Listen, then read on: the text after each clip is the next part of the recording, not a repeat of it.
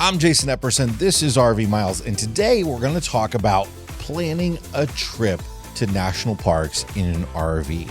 This is going to be some basic level stuff for a lot of people, but I think a lot of folks are new to this or are interested in buying an RV for the first time. But even if you are a pro, if you've been RVing for a while, maybe there's some tips and tricks in this video that might help you out in scoring that perfect national park camping reservation on your summer travels this year. A lot of people buy an RV because they want to take it to visit national parks. And why wouldn't you? America's national parks are wonderful places to go. And the National Park Service is the largest operator of campgrounds in the country. There are 1,421 campgrounds in the national park system. Now, unfortunately, a lot of those campgrounds aren't going to fit an RV. In fact, a lot of them aren't even going to be for a car camper. A lot of them are going to be out in the back country somewhere. But national parks, despite what some of you may have heard, are a great place to go RVing. I think a lot of people think that national park campgrounds are older and they don't really have the capacity to serve today's modern RVs. While that can be true in some instances, our RVs have batteries, they have water tanks. As long as we can fit them into a site, you can probably have a good time at some national park campgrounds. And if you can't get into a national park campground, there are going to be some other options for you. The first thing I want to talk about, though, is the fact that even though the National Park Service is the largest operator of campgrounds, even though there are those 1,400 campgrounds out there, only 130 of the 429 National Park Service sites have campgrounds. Of course, some of these sites are like the Statue of Liberty. There's not going to be a campground there. But even some of the bigger, more natural areas might not have a campground attached to them. So it's not always possible to actually stay within a national park. But when it is, it can be a wonderful experience. It's first of all a time saver, not having to drive into a park every day. I think of Zion National Park a lot. One of my favorite parks out there. Zion has the Watchman Campground and the South Campground right near the south entrance to the park. And you don't have to wait in that entrance line every day to get into the park, which can get very long. And the parking lots fill up by like 9 or 10 a.m. And usually all of those people that can't make it in before then have to park in town, and they pay $20 or so for metered parking. When you stay in the Watchman Campground at Zion, you just leave your RV right there. You leave your car right there. You walk over to the visitor center. You hop on the shuttle bus that takes you throughout the park, and you don't even have to worry about your vehicle. Plus, you're sleeping in the canyon. How wonderful is that? Instead of having to drive in from a long distance. So that's the first thing, is that they don't all have campgrounds. But when they do, what are those campsites like? If you talk to RV dealers, I've heard this thing from a lot of people where folks who go buy an RV say they want one that's under a certain size because they really want it to be able to fit into these national park campgrounds. And the RV dealer might be like, well, hold on a minute. You're not going to want to camp those places anyway. They're absolutely terrible. They're old, they're run down, and they don't have any hookups. It's not worth it. You should get the bigger RV. It's a sales tactic. Maybe there's a hair of truth, as there is to any good lie. But I think if you are the type of camper who doesn't need full hookups all the time, camping in a national park can be very nice. National Park Service campgrounds, generally like state parks out there across the country, are usually some combination of water and electric hookups. Rarely do they have sewer. Every now and then there's a sewer hookup, but it's very rare. Usually there's a dump station that you can utilize. So if you do need to dump your tanks, as you enter the campground or as you leave the campground, can go dump your tanks at that dump station. Those dump stations can get busy when everybody's leaving at the same time, but they're there for you. You can also use portable waste tanks to haul your waste to the dump station. A lot of people use those at the campsite. You fill it up and you haul it behind your truck up to the dump station. That's certainly an option for you. Or you can move your RV if you need to dump mid-stay. But generally, you're not going to have sewer hookups. If you have electric hookups, it's often going to be 30 amp only. Some have 50 amp and 30 amp, but very often it's going to be 30 amp. So what's that mean for somebody with a big 50 amp rig? Well, you can still plug into it and use it. You're probably not going to be able to use 2 air conditioners at the same time, or you're going to have to watch using your toaster oven and your electric water heater at the same time. Generally, the rule of thumb when you're on 30 amp is using only 2 very high powered things at a time. The third one's often going to trip it. Often there are water hookups at national park campsites as well, but again, not always. And sometimes there are spigots for you to fill up as you enter the parks. So you want to fill up as you come in, so you have a full tank at your site. Sometimes there are shared spigots that are between several sites. State parks are like this way every now and then too. And this is where you might need a very long water hose. So we usually carry a 25-foot water hose and a 50-foot water hose with us. That way we have a combination of 25-foot, 50-foot, or if we put them together, we've got 75-foot if we need it. There have been a couple times when I have needed that full 75-foot length of water hose in a National Park Service campground. Most have primitive bathhouses, so at least they're going to have pit toilets. Sometimes they're going to have flush toilets as well, and sometimes they're going to have a full shower service. Whether you feel comfortable using that shower or not is another question. However, some of them are great. We've been to some that actually have fantastic showers, but for the most part, they're not going to beat what you have in your RV. And that's unfortunate because if you're not on sewer hookup, you're trying to conserve water. It is what it is. It's camping. Of course, one of the biggest reasons we all bring an RV with us to a place like a national park is because we want to sleep in our own bed. And unfortunately, the mattresses that come in most RVs are terrible. And that's why this video is sponsored by rvmattress.com by Brooklyn Bedding. One of the best things that you can do to upgrade your new RV is to put a new mattress in it from a real mattress company with real springs in it, delivered to your door through the mail. You unroll it, let it expand, and you can spend a third of your time sleeping in a national park under the stars on a legitimate mattress that you can get in all sorts of levels of firmness. RVmattress.com mattresses come in some of the odd sizes that RVs require. The short kings, the short queens. If you have a slide that closes over your bed and you need a certain thickness, they can usually accommodate that as well. Their mattresses come with a 120-night sleep trial. They're toxin-free. They get shipped from their factory in Arizona. You just open them up, unroll them, and sleep. Let me tell you, we seriously have a lot of these mattresses. We have 3 of them in our small travel trailer. We have 3 of them in our big travel trailer. We have 4 of them in our house. They're so good. We do sleep on them in our house as well. rvmattress.com/RVmiles and use the code RVmiles for 25% off your mattress. Gear up for the summer RVing season with a new mattress from rvmattress.com. rvmattress.com/RVmiles with code RVmiles for 25% off. So the number one question that we get all the time, though, about national park camping is, will my RV fit? And I think that's a big concern, as I mentioned before, when people go to buy an RV. They want to know that they can fit this RV in national park campgrounds.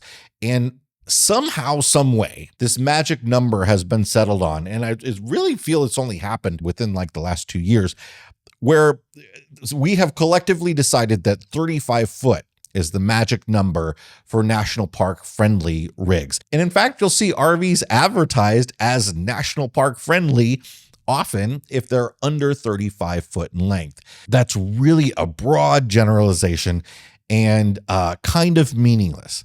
Yes, a lot of these campgrounds are older, and yes, they were often built in an age before the big rigs that we have now. But that being said, the range of sites available, it's not a hard and fast limit. There's a continuum. The smaller you are, the more sites are going to be available to you, of course. If you're a van, you've got the pick of whatever's out there. If you're a 44-foot fifth wheel, you're going to have a harder time. Now, some campgrounds were built with no sites over 40 foot. Some campgrounds, fewer, were built with no sites over 35 foot. And maybe you've got a 25-foot trailer, but you've got the truck that you're towing it with. What do you do about that? So my advice to folks usually is, if you want to stay in national park campgrounds, definitely you want your rig to be under 40 foot long. And the shorter you are, the better.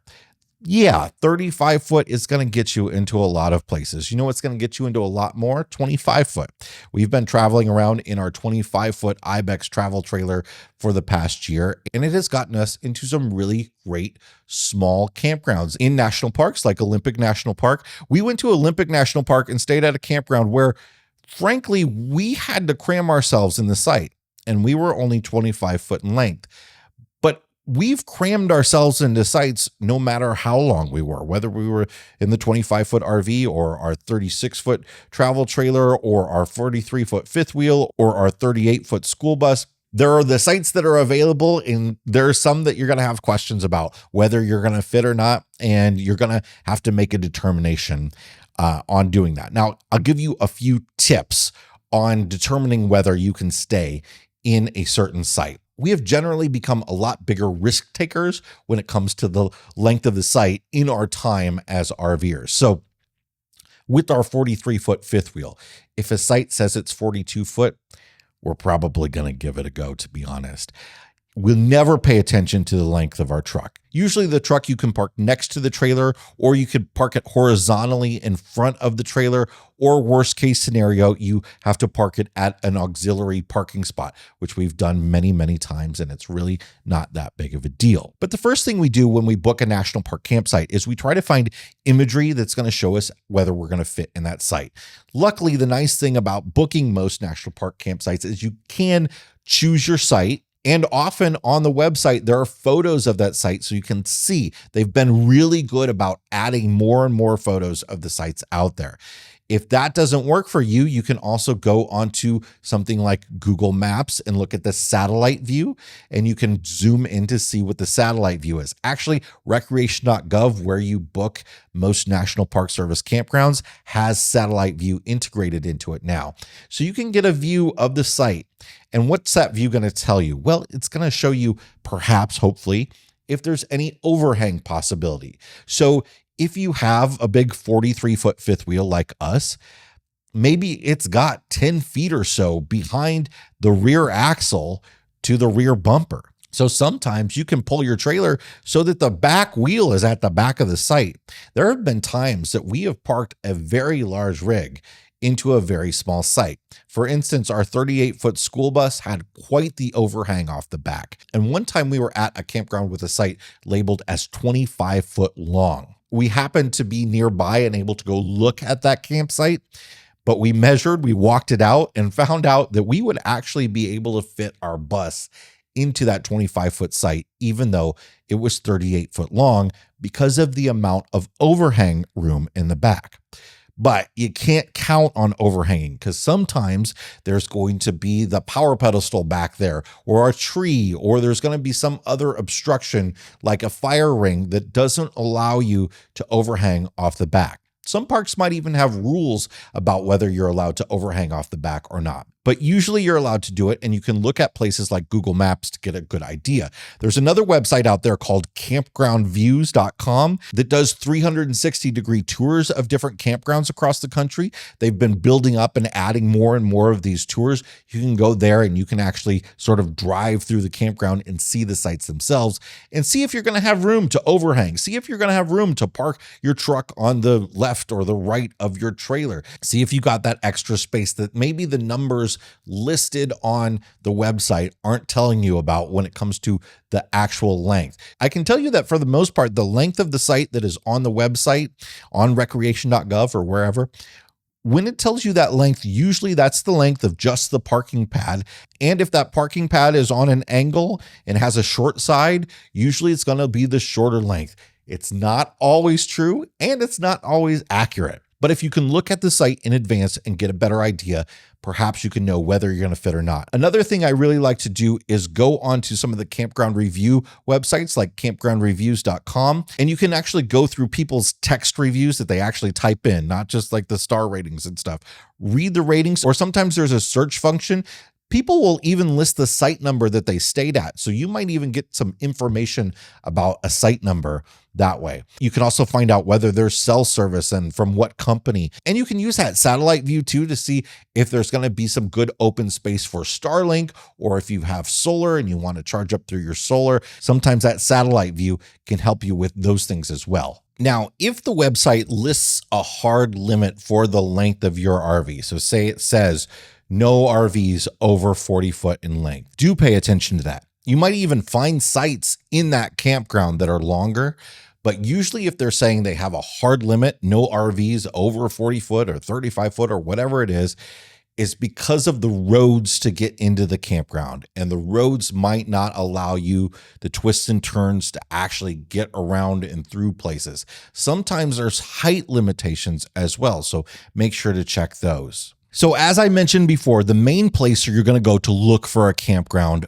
in a national park is recreation.gov. Recreation.gov is a website that the government set up to sort of be the booking platform for any recreation activities, including campgrounds at all federal lands. So whether that's a national park or the U.S. Forest Service, Fish and Wildlife Service, Bureau of Land Management, or the Army Corps of Engineers, all of those campsites are going to be on recreation.gov.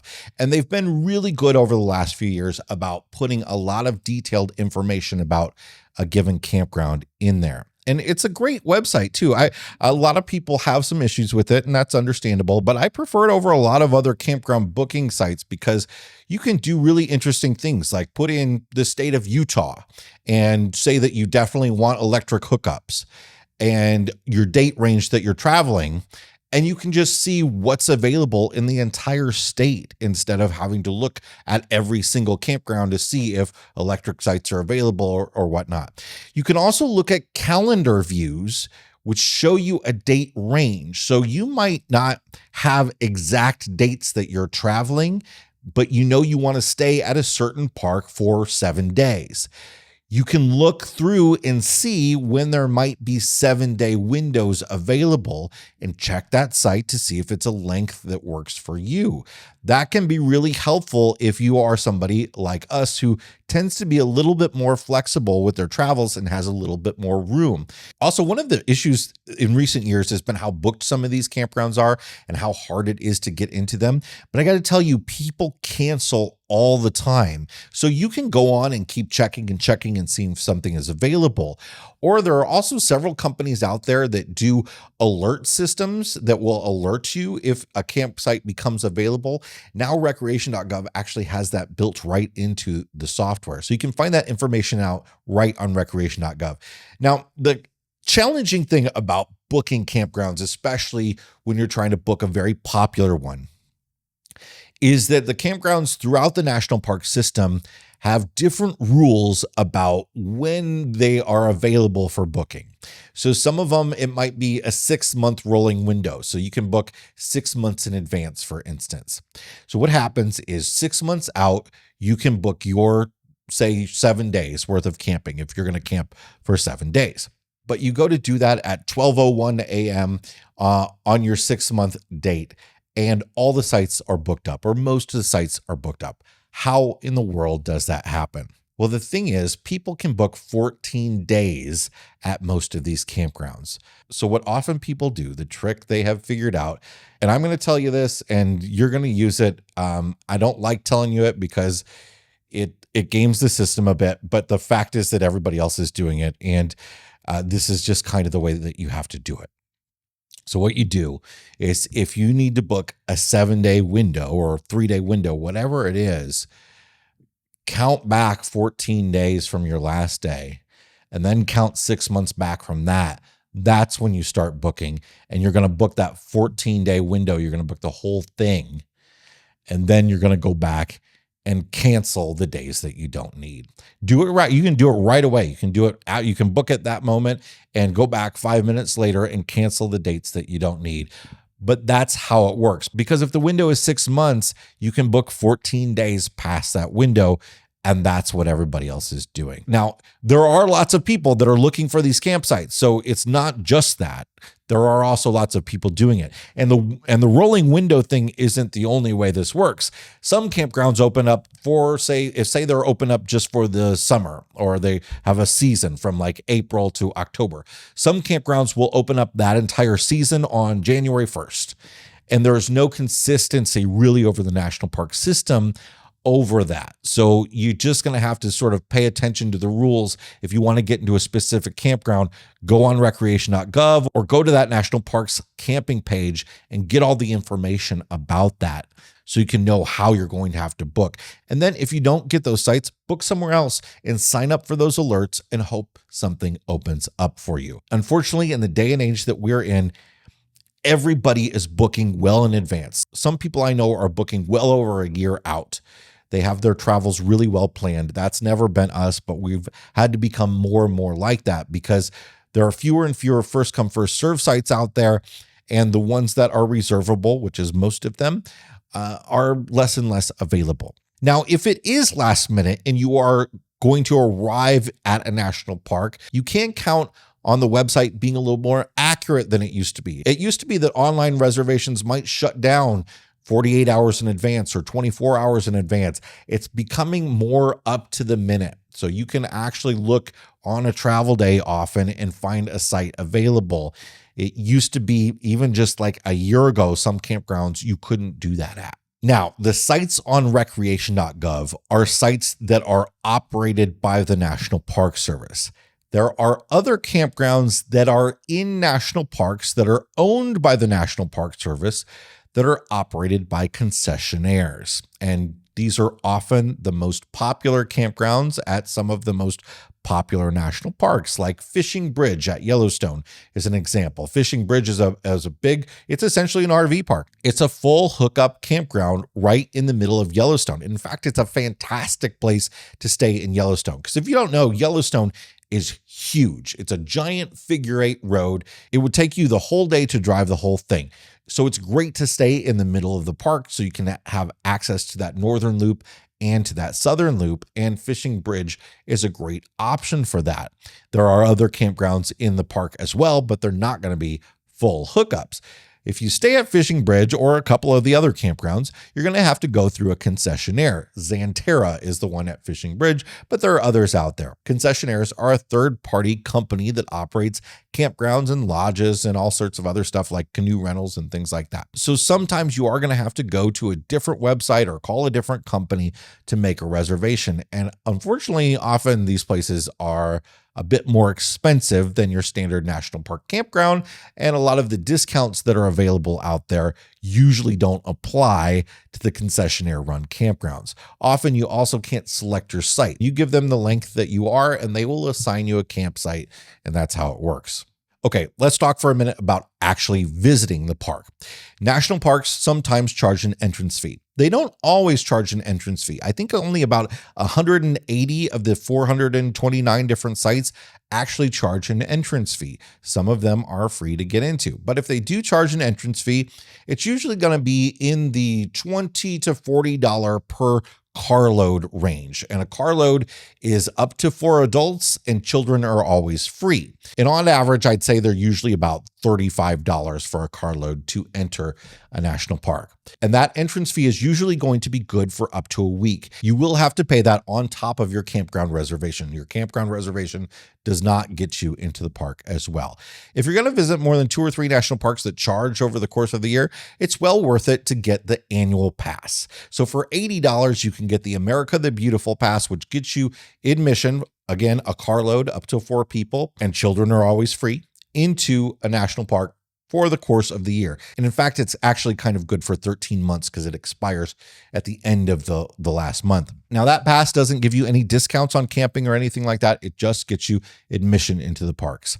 There's also the military pass, which is now good for anybody active duty, anybody who is a veteran, or anybody that is a Gold Star family, somebody that is a family member of someone that lost their life in service. If you're a veteran, if you want to get this pass, all you have to do is have some sort of veteran designation. It could be on your state ID. It could be a VA card. If you don't have, I've talked to a lot of veterans about this, and a lot of them don't have anything that says they're a veteran on it for this kind of proof. What you can do is you can contact the VA, even if you don't use VA services, and they will send you a VA ID card, and you can use that for this and for all the other places that offer veteran discounts out there. The military pass also gives no discounts. It is just free admission, but it is a lifetime card, and you can use it for the rest of your life. You don't have to go back and get one anymore every single year like you used to. And then there's the senior pass. And now the senior pass is interesting for anybody 62 years or older because it gives you half off of camping.